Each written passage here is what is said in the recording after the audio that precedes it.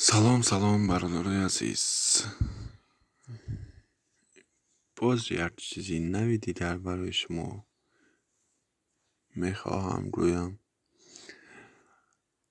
شما تلفن خود را و هنگام استفاده بردن زود اکران تلفن شما خاموش می شود.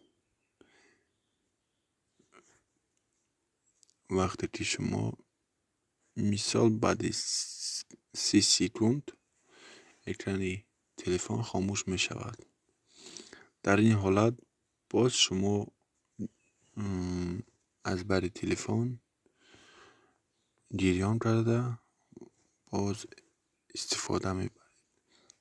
اگر شما خواهید که مثال زود خاموش نشود، پس با ما باشید و لایک را دریغ ندارید، بعد 200 کنید و در استوری ایمامون کمتری خوب نویسید.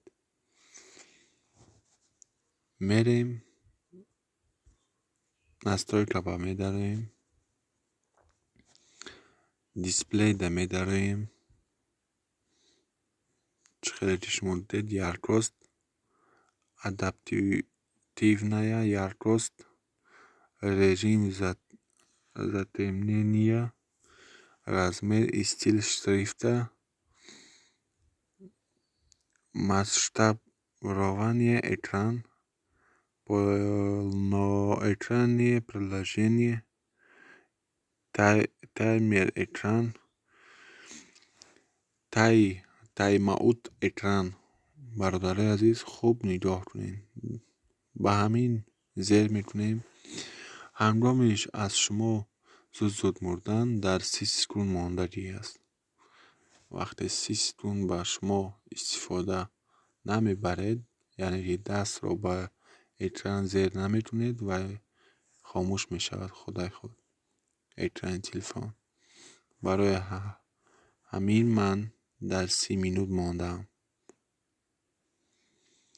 شما هم در آمده هم خیلی در 30 مینوت مانده میبرید.